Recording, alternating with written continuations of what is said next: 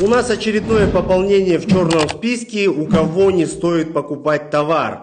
И это снова конфискат. Аккаунт называется Customs KZ. Упоминание данного аккаунта ограничено, что является, конечно же, признаком мошенничества.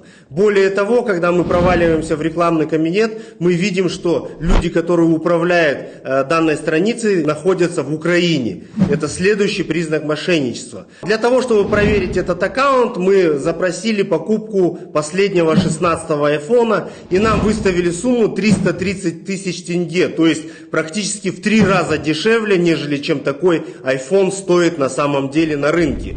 Двигаемся далее. Дозвониться вот по этому номеру, который указан в описании профиля, невозможно, и ребята общаются только через WhatsApp, что также является признаком мошенничества.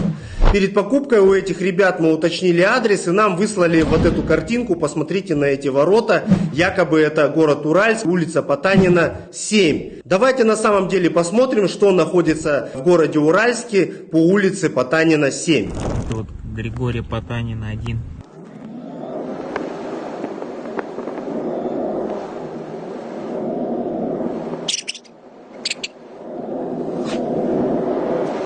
Как вы можете увидеть, этих ворот и данного нежилого помещения там нет. Дорогие подписчики, ранее мы распаковывали вот такого рода лохотроны, которые якобы торгуют конфискатом, и очень подробно описали, каким образом на самом деле происходит продажа конфискованного имущества. Все это делается через Министерство финансов и через специальные торги. Поэтому, дорогие друзья, можете посмотреть эти ролики, которые мы сняли ранее. И, конечно же, не поддавайтесь на такого рода манипуляции. Это сэкономит вам время, нервы и, конечно же, ваши деньги.